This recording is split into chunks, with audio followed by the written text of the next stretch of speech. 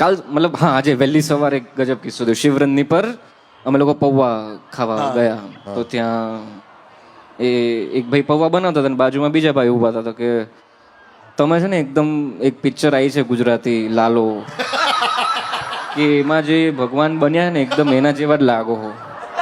એટલે હું ને નિકુલ હતા જોડે.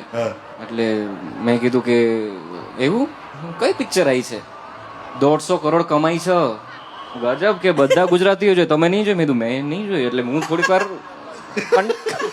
સવારના પોરમાં હું કંટાળતો હતો તો મેં કીધું થોડુંક આવું કરીએ એમ કઈ નહીં થોડુંક. અને અમે 2-3 લોકો જ હતા એટલે એવું કઈ નહોતું કે બહુ લોકો ભેગા થઈ જવાના હતા.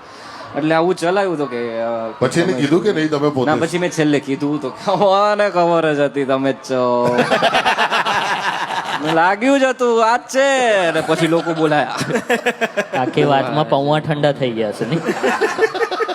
પૈસા નહીં લેતા લોકો.